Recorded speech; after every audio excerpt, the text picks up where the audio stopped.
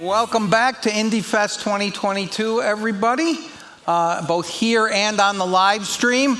Don't forget, we have plenty of other activity this afternoon. We have a panel on cannabis, and I'm interviewing the authors of a new book about the big lie. It's called The Big Truth. It's an amazing book. You'll want to stick around for that. And, of course, don't forget tomorrow, the gubernatorial debate between very good friends Steve Sisolak and Joe Lombardo. And after that, we're going to release our exclusive poll results on all of the statewide races and much more. But now, one of my favorite parts of Indyfest 2021 was bringing up people who actually you don't have to ask them like you do politicians or bureaucrats to actually tell the truth and be on point. These high school students, you see, they're already working away. We had a debate last time. It was a phenomenal debate. We have these 4 great students from Palo Verde here, and they're going to debate whether the U.S. federal government should substantially increase its investment in high-speed rail. I think it might have been slightly wrong in the program. So let me just introduce them, and then I'm going to leave. And you guys know all the rules, right? And you don't violate rules, right? That's like on the debate code of ethics. So so just raise your hands when I say your name, and so everyone knows who you are. Gray Anderson, Nola Zeppenfeld, Kevin Cisneros, and Vivek Varrier. You guys ready? All right, go to it. All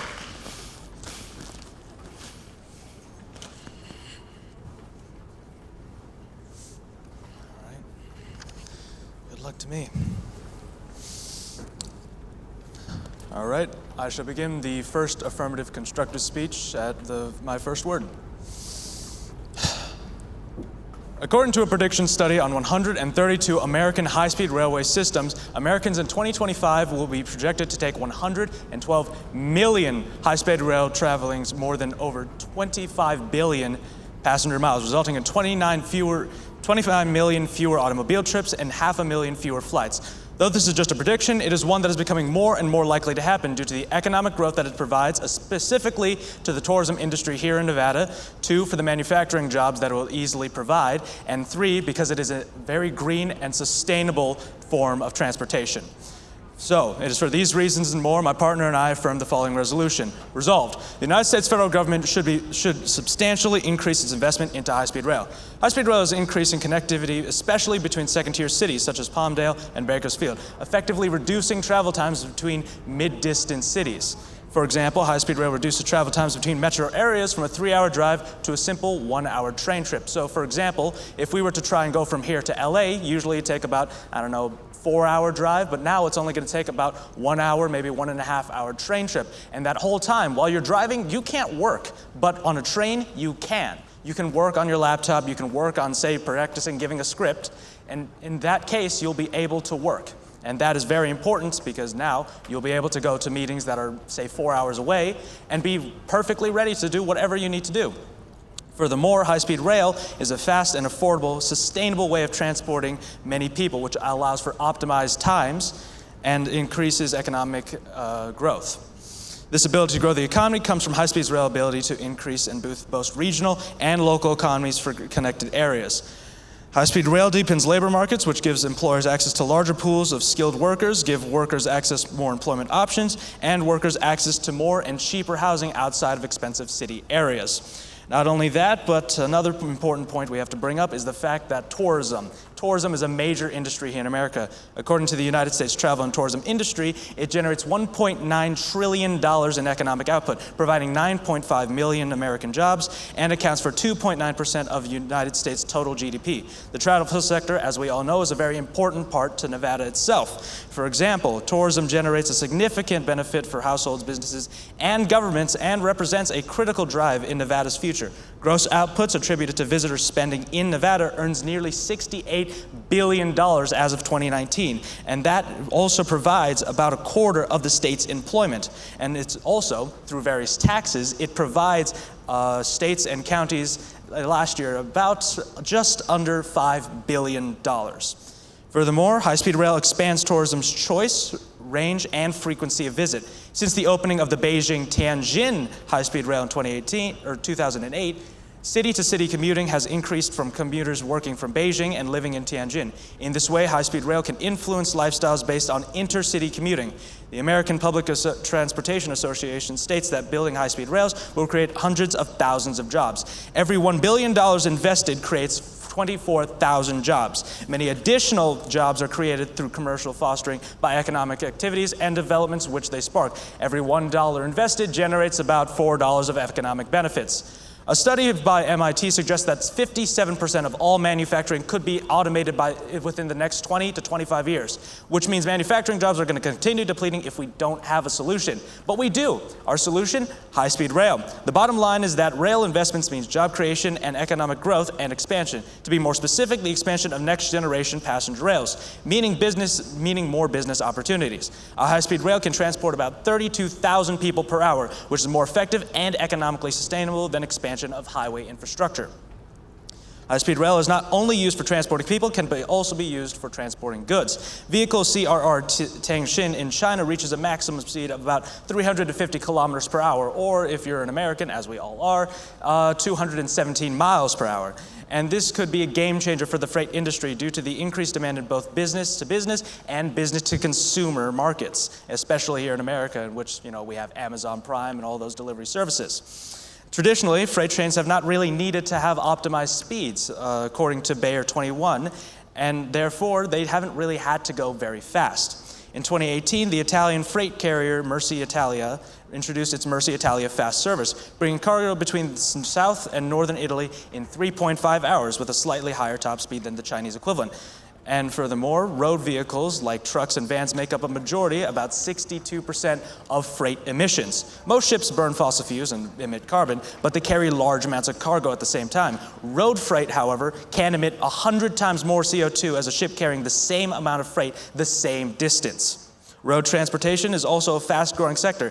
80% of the globe's increases in diesel consumption can be attributed to trucks. According to ABB, many railway operators run their own high-voltage power grids, and some even operate their own dedicated power plants. Also, trains actually are more energy efficient than cars and planes. Trains are about 3 times as energy efficient as cars and 6 times as energy efficient as planes on a per passenger per mile basis. One of the main reasons that trains can carry way more passengers, about 100 people per trip, than cars did, which is about 1.6 people per trip. High-speed rail can bring that net reduction of energy use by capturing passengers from automobile or plane trips. Electricity is considered by improvements over petrol-generated power and provides crucial advantages as the United States aims to reduce its dependency on oil. According to the European Environmental Agency, rail travel generates about 14 grams of CO2 emission per passenger mile, which is dwarfed by the 285 grams generated by air travel and 150 grams of CO2 emissions per passenger travel from automobiles. That is the national high-speed rail system could reduce the number of annual car trips by 29 million, as the Center of Clean Air Policy and the Center of Neighborhood Technology concluded in 2006. 1 million, the California high-speed rail, for example, will remove 12 billion pounds of carbon dioxide per the year 2030, which is used electric generated power, which is basically solar energy and other renewable sources of energy rather than fossil fuels. Not only this, but it is expected to reduce the amount of oil consumed in the United States by about 12.7 million barrels by 2030. And saving about 6 billion pounds of carbon dioxide emissions, equivalent to removing 1 million cars from the road each year. On-road vehicles account for nearly 24% of greenhouse gas emissions. The average freight truck in the United States emits about 161.8 grams of CO2 emissions per ton mile. Nevada passed a bill that would require states to generate 50% of its energy through renewable resources by 2030 and aims for 100% carbon-free resources by the year 2050. The high-speed rail would help us get to this goal. The Senate Bill 358 passed the Senate unanimously as of 2019. Now let's take a look at the impacts.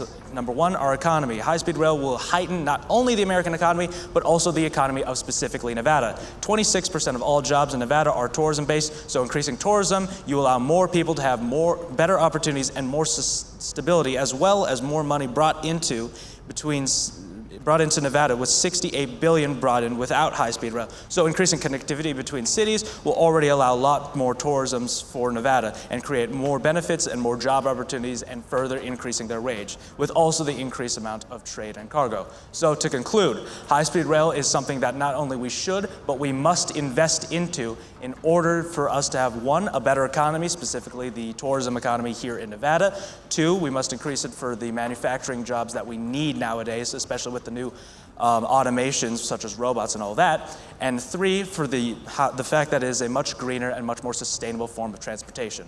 Thank you.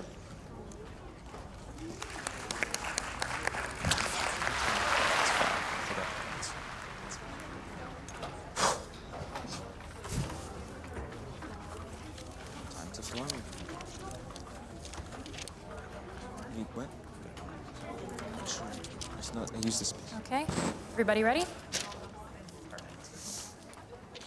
So begin in 3, 2, 1.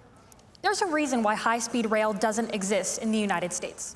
High-speed rail is economically unviable for basic supply and demand reasons, and America is far more sparsely populated than places like Europe and Japan, where high-speed rail has been successful. It is for these reasons and more that we negate the resolution. Resolved, the United States federal government should substantially increase its investment in high-speed rail. We would like to provide the following definition. High-speed rail, according to High-Speed Rail Alliance, can be defined as trains operating at least 125 miles per hour. To clarify the round, today's debate should be judged solely by cost-benefit analysis. We shall utilize this medium to determine if the investment will truly be beneficial. The team that wins today's debate is the team that can prove whether or not the resolution cost outweighs the benefits. America, as it is, does not have the funds or means to create infrastructure in the way this resolution requests. In order to effectively create this system, we would need nothing short of a miracle. O'Toole states, once built, high-speed rail systems are expensive to maintain. Long-run capital renewal requirements include replacement of rails and train sets as frequently as every 10 years. Transit agencies in the United States currently have a $176 billion maintenance backlog, mostly for rail infrastructure. A country that can't keep its urban rail systems in shape is not likely to keep even more expensive high-speed rail lines running. Rail planners often ignore these capital replacement costs. The California High-Speed Rail Authority is legally required to earn enough revenues to cover its operations and maintenance costs. If we haven't finished projects to instate new transportation systems, why would you expect for America to be able to accomplish a task at this scale?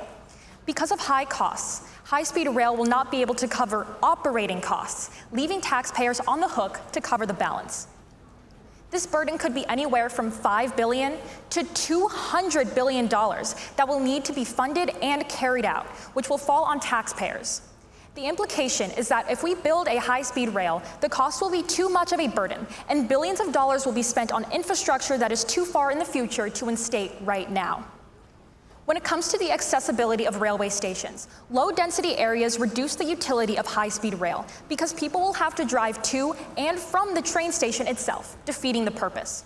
According to Forbes in 2017, when you fly across the United States, look down on a non-cloudy day, and you'll realize how empty and different it is compared to when you fly across most Asian and European countries. For instance, Dallas, our fourth largest metropolitan area, has lower population density than the Hebei province, and Hebei is not even considered a particularly dense Chinese province. This is the largest single factor making the economics of high-speed commuter rail extremely difficult. How would high-speed rail be able to function at its current price if it was used in any place other than our top cities? Take Las Vegas, for example. We aren't necessarily a very densely populated area. Nevada Policy Research Institute states, Las Vegas, like Phoenix, has moderate population density, but its density is still less than half that of dense urban areas like LA, Washington, D.C., and Boston. High-speed rail in a place like LA to Las Vegas would be billions of dollars for a location that doesn't have the population density to accommodate such a cost burden. According to CNN in 2015, much of the United States is not exactly an ideal market for high-speed rail, compared to places where rail really flourishes, Japan and Western Europe, for instance. The United States is geographically vast.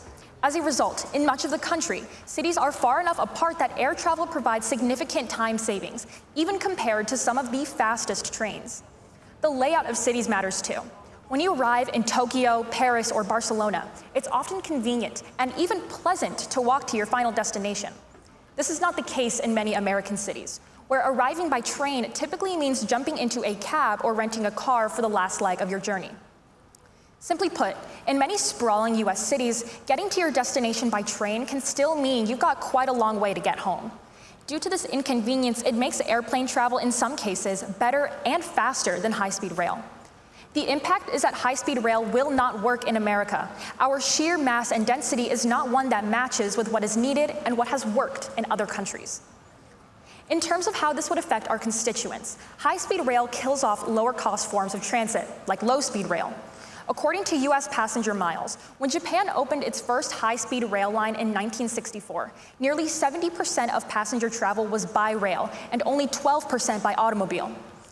Although Japan's lines are considered highly successful, today, only 25% of passenger travel is by rail and nearly 70% by auto. Japan has one of the most successful high-speed rails, and yet not many of their people actually use its service. It can be useful, but it's not a preferred option by the public. According to Low Tech magazine, high-speed rail is marketed as a sustainable alternative to air traffic. Krista Decker, as a regular long-distance train traveler in Europe, has to say that the opposite is true.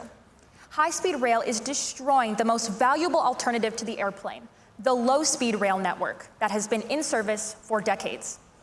The introduction of a high-speed train connection invariably accompanies the elimination of a slightly slower but much more affordable alternative route, forcing passengers to use the new and more expensive product or abandon the train altogether. As a result, business people switch from full-service planes to high-speed trains, while the majority of Europeans are pushed into cars, coaches, or low-cost airlines. Even if we were to build a high-speed rail system, it would be too out of people's price range to be utilized. According to Business Insider, Amtrak is the only passenger railroad service that operates throughout the continental US. But with high ticket costs, Amtrak is becoming a less viable mode of transportation. In fact, it's often more expensive to take an Amtrak train from New York City to Boston than it is to fly. Amtrak has had a long history of financial instability since its formation. The impact is that high-speed rail would not be used even if we did invest in it. Lower-income individuals wouldn't be able to afford it, and even if they could, old habits die hard. Cars are integrated into our society. Our cities are constructed around their convenience, and high-speed rail isn't going to catch on immediately. Something that the affirmative has purposefully neglected to acknowledge is the difference between theory and practice. In theory, sure, everyone would gravitate towards high-speed rails, our planet would be saved from climate change, and life would reach utopia. Though we admire the affirmation's optimistic outlook on life, this viewpoint simply isn't valid in practice. It is for the reasons above and more that we negate. Thank you.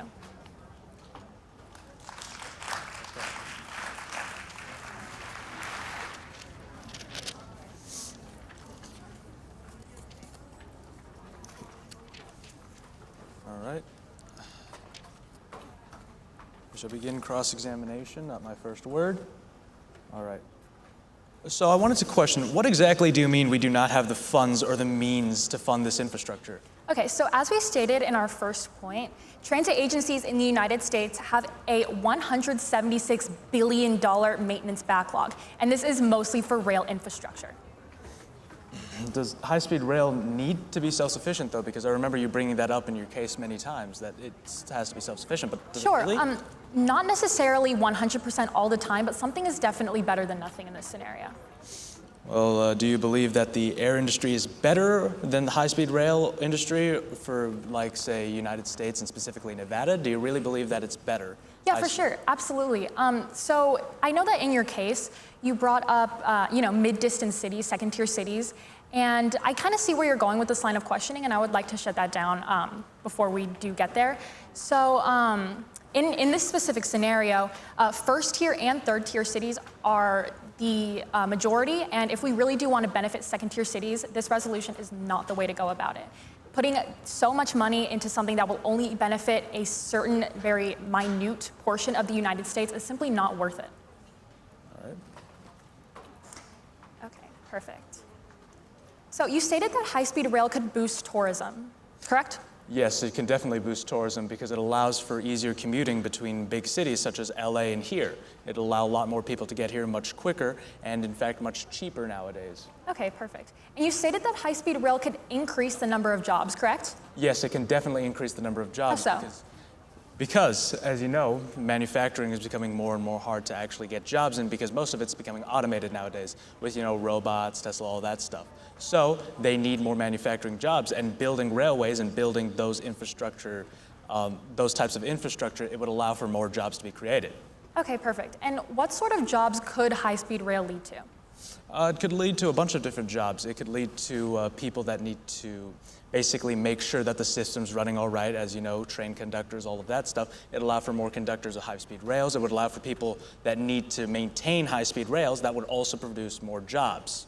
Okay, perfect. And I know that in your case, you stated that automation is becoming extremely prevalent in the high-speed rail industry. Is that true?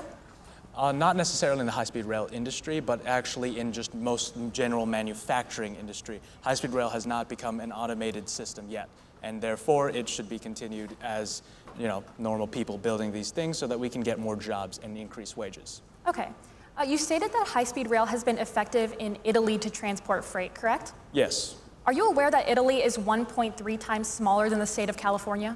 It is 1.3 times smaller than the state of California, yes, but California is more dense than the entire country of Italy. Okay. How does a successful cargo industry via high-speed rail in Italy translate to the U.S.? Well, it's a prime example of how high-speed rail can easily transport through medium distances, which is exactly what we're arguing. We're not arguing that we need to build a high-speed rail going from LA to New York. We're arguing for medium distances, say the distance of California. That would be something that high-speed rail would achieve very effectively. Okay, perfect. Thank you. Okay. All right, let's go.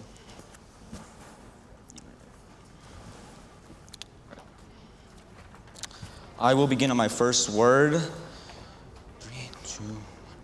The negation has really good ideas that are good in theory, but they easily fall in practice. Let's go to their first point of how high-speed rail is too expensive, specifically their point on a $152 billion maintenance backlog. This seems very convincing that high-speed rail would not work in the US, but what they fail to mention is that $152 billion maintenance backlog is all due to slow rail, which the negation actively advocates for. And yes, this is a sign that we need to invest more into high-speed rail to revitalize the rail industry, as well as gain benefits such as economic benefits and environmental benefits. Now, the next point I want to mention is how they mention how high-speed rail isn't self-sufficient. Even if this is true, HSR, or high-speed rail, does not necessarily need to be self-sufficient in order to be a good investment. As long as it provides economic and environmental benefits and also benefits to our people, it is a good investment. Now, let's go on to their statement of $500 to $200 billion tax burden.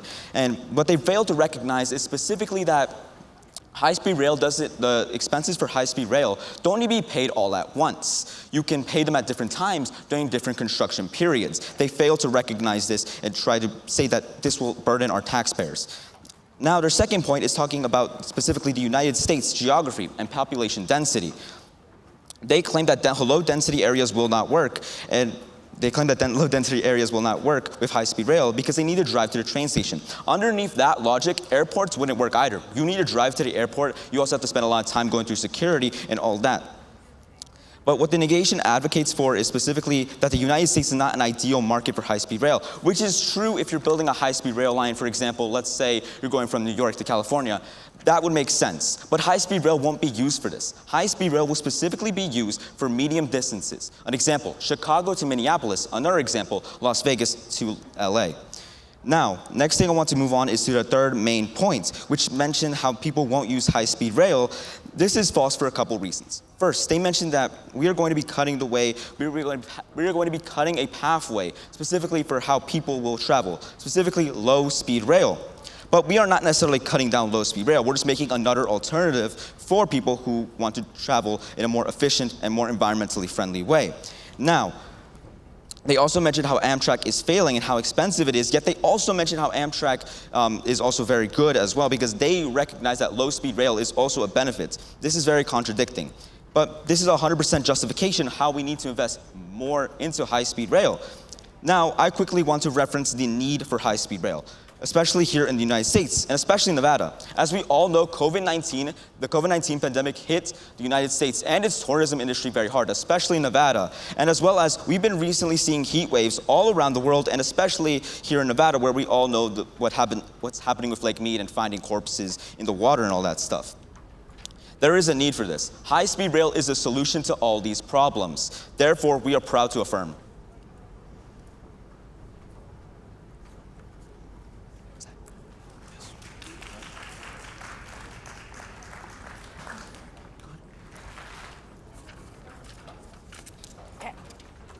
I will begin on my first word.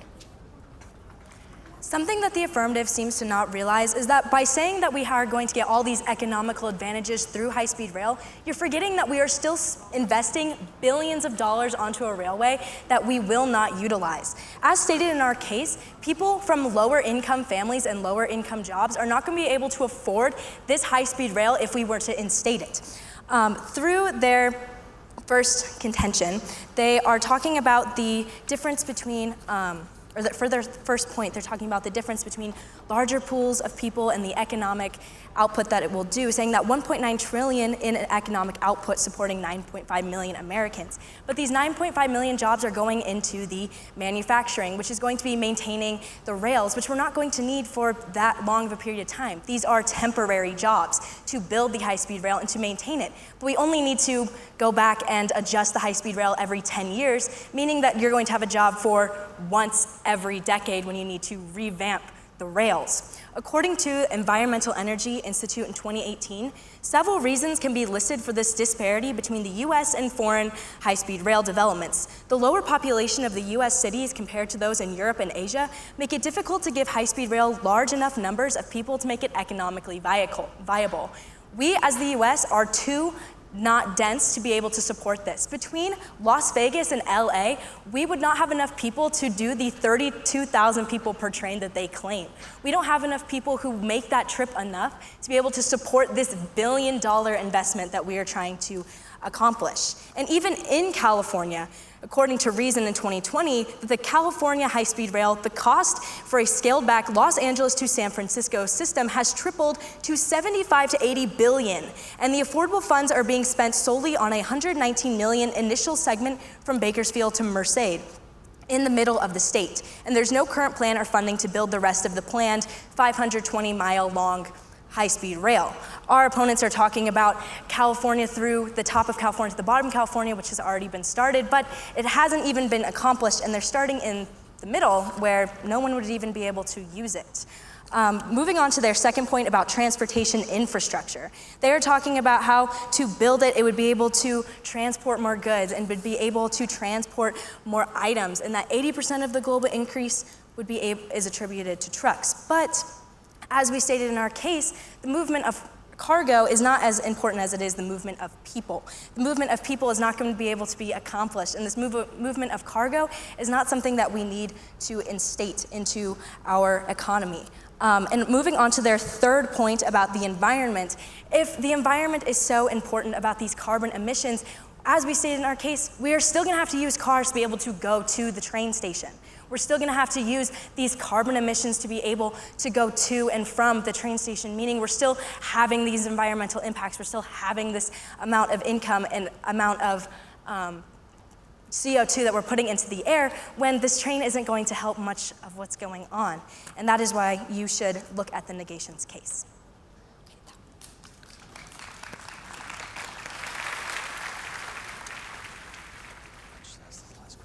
All right, are you ready for crossfire?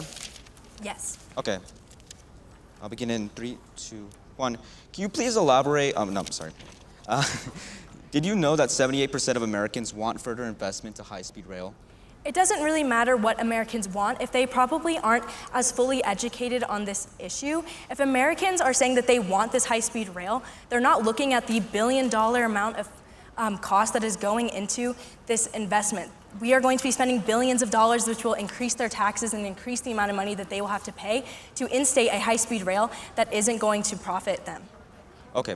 My next question is that you mentioned $500 to $200 billion of tax burden. Can you please elaborate on this? Yes, I'm saying that the amount to in-state this high-speed rail is going to be anywhere from $5 billion to $200 billion. And since these railways are not 100% self-sufficient, this is going to fall on the taxpayers of the state to be able to cover the amount. Okay. Would you classify a good investment as an investment into our people? Can you restate that? Okay. Would you classify a good investment as an investment that benefits our people? Well, I would like to cut that off where it is. This is not an investment in our people. This is an investment in the infrastructure of a railway system. It can benefit some people, as you stated in your case, who make medium trips, but this isn't going to help people all over the country. This is helping people in minimal places. So this is an investment in infrastructure, not the people. Okay, would you like a question? Yes. So, can you elaborate on how the environmental impact of high-speed rail will have on people in society? Specifically, we mentioned that high-speed rail uses less energy and is more energy efficient than cars or planes. And this will benefit people as we lower greenhouse gas emissions and overall increase our pursuit in the fight against climate change, which, as we all know, is a very big issue in Nevada, especially with Lake Mead. Okay. And you claim that high-speed rail will create 9.5 million jobs. In what fields and for how long? I never claimed that it would create 9.5 million jobs. I said that currently the tourism industry in the United States has 9.5 million jobs. They have 9.5 million Yes, jobs? currently 9.5 million jobs are tourist-based in the United States. Okay. And you claim high-speed rail is affordable. Can you explain further on that? Yes, I can actually give an example of this. In Chicago to Minneapolis, it costs $200 to fly, and for a high-speed rail, it will only cost $75. Okay, that concludes questioning. Okay. I'm going to be taking around a minute and a half of prep time, so I'll start now. I will begin in 3, 2, 1. My opponents mentioned the judging of this debate with cost-benefit analysis, so let's talk about cost-benefit analysis. My opponents mentioned 3 main arguments of how this will cost too much, or how high-speed rail isn't good in America, specifically Las Vegas as well. They mentioned first that it's too expensive. This is not true at all, primarily because, yes, it is expensive. I 100% agree with that statement, but the investments and the returns that we're going to be getting are significant, and they completely outweigh the cost that they mentioned. The highest cost that they mentioned is $200 billion. Yet we say that currently the tourism industry is worth $1.9 trillion. Even if we get 20% of that, that's a lot more than $200 billion. Now, let's move on to the second point, which is America's population density. They mentioned that America's population density is quite odd and that it won't cooperate with high-speed rail. But I have to disagree with this. We aren't advocating for inside city travel. We are not advocating traveling within the city of Las Vegas, for example. We're advocating for specifically high-speed rail lines to be built between city to city. For example, Las Vegas to San Francisco, or Las Vegas to Los Angeles, and San Francisco to Los Angeles as well. Now, moving on to the third point, they talk about specifically how some people can't exactly use it, and which is true. Not everybody's going to be able to use it, but it increases accessibility, specifically for people who cannot afford planes, but also need to get places fast. Low-speed rail is not the option to do this, as low-speed rail is mainly used for inside city trips. Now, I quickly want to re-justify my own case. As the affirmative, we produce benefits. We produce benefits in the environment, we produce benefits in the economy. As we mentioned, for every $1 invested into high-speed rail, you get $4 of economic growth. I also want to mention that $68 billion were brought into specifically Nevada in 2019 with tourism alone. If we can increase this by even 20%, this will be a significant boost to Nevada's economy, therefore benefiting local people and local businesses. Also, we mentioned the environment, how we're advocating for the environment and how we're reducing emissions. We claim that we are 3 times more energy efficient than cars and 6 times more energy efficient than planes. This is clearly much more beneficial to what they're promoting. And they also mentioned how cars are going to be used to travel towards this train station. But I must say, you also use cars to transport airplanes. And even if you're still reducing car time overall and still reducing emissions. So therefore, that point does not matter. Now, let's weigh the options here. If you vote for the affirmative, you vote for a world where we can potentially fight climate change, where we can increase the living wages for Nevadans, because 26% of our jobs 26% of Nevada's employment comes from tourism alone. If we can increase this, we increase our living wages. And not only that, by increasing cargo, you allow Nevada to increase its GDP and increase more overall income into Nevada. If you vote for negation, you vote for a world where this won't happen. Yes, high-speed rail is expensive. I agree with this. But for the amount it benefits, it's just something we cannot pass, and we must invest in the high-speed rail. Thank you.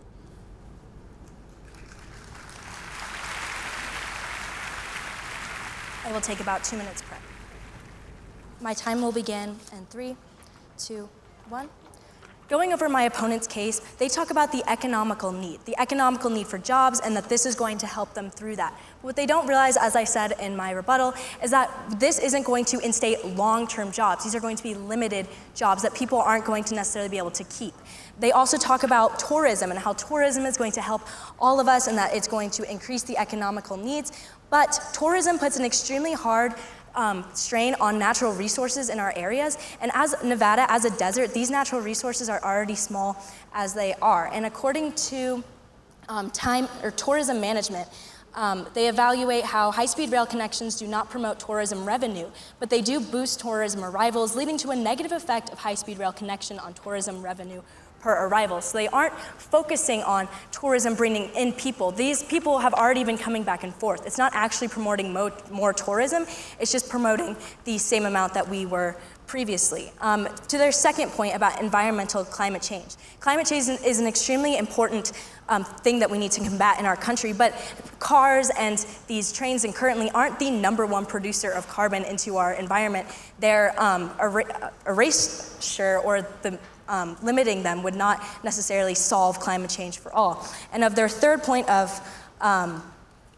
transportation, I agree. We do need to help with these transportation and help with the transportation of freight, but that's not the main reason for these trains. The main reasons for these trains, like that Amtrak is creating, these high-speed rail, is to transport people, not cargo. Now, moving back onto our own case, our first point is about how expensive this is for people. We have talked about billions of dollars that are going to be spent. The people of the US who voted on that 78% for high-speed rail are looking for the convenience of this high-speed rail, but they do not realize that this is going to put a strain on our economy and a strain on everything that we are creating.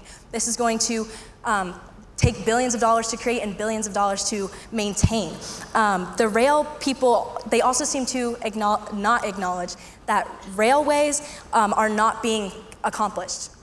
The money that we have put into low rail infrastructure has not even been finished. We still have a $176 billion backlog into what we already have instated. So what are we going to do with this new high-speed rail that we're not able to put into place? And moving on to our second point, they never acknowledged that the US isn't built for high-speed rail. We have a blank spot in the middle of the United States. We have few cities that actually are as population dense as those in Europe and Japan that have worked. People are not going to be able to use high-speed rail in the same way that they would in other countries, rooting for its failure. And moving on to our third point about our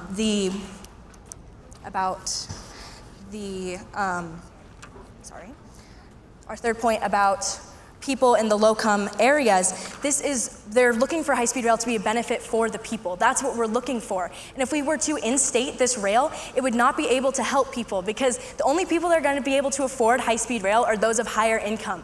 Low-income people are not going to be able to afford the tickets. Amtrak, which as my opponent said was low-speed rail, they have high-speed rail. Amtrak as Sella is creating high-speed rail and already has high-speed rail in a few states in the United States. They aren't going to be able to afford these tickets. They are already $100, which is the same as a plane. Our opponent was trying to say that you still have to drive to the airport. Yes, but you still have to drive to the train station. And it's still costing hundreds of dollars. They are almost the same. Why would we spend all this money to instate something that isn't going to solve issues that we already have? We're already driving to the airport. We're already driving to this train station. And where are we going to put the train stations? We already have roads. We already have major roads that we need to invest into repair. Why would we invest into something that we don't actually need? And this is why you should vote for the negation, because they are talking about the cost. We are trying to save people from not having to spend these billions of dollars on something that is unnecessary. Thank you.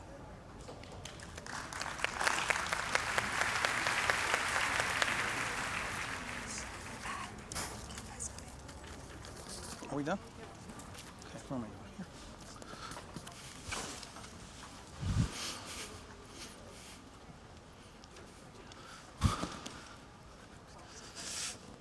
You guys done? You want to keep arguing? We can? That's right. This has just been fantastic. I can only hope.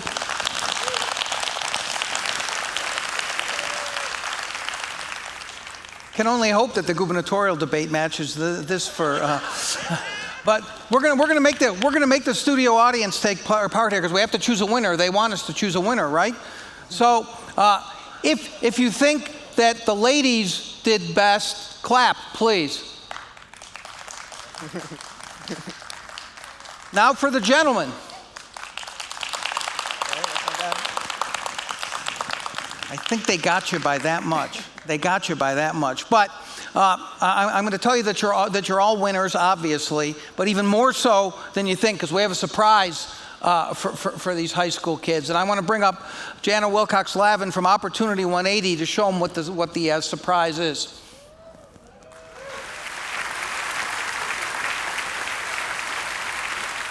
I don't think it's working. I don't think Jana's mic is working, everybody. It could be user error. Okay, hi, thank you. So to all of you, on behalf of Opportunity 180, we sponsored today's panel based on our I Stand With Kids campaign, where we are really seeking to elevate student voice here in Nevada and make sure that all of you have a say in what comes next for your future. And as a part of that, we'd like to offer each of you a college scholarship for $2,500 for your participation today. You guys deserve it. Congratulations to each of you for all that you did and all that you will continue to do for our state.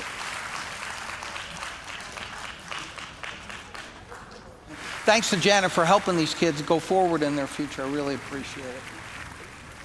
So, when we come back from lunch, yes, we have lunch here. This Indyfest, we do not scrimp on anything. It's a lunch that everybody here in the audience can. When we come back, though, we have several panels this afternoon. We have one on cannabis, one on ranked choice voting and open primaries, which was a great discussion that Elizabeth and I moderated a couple days ago.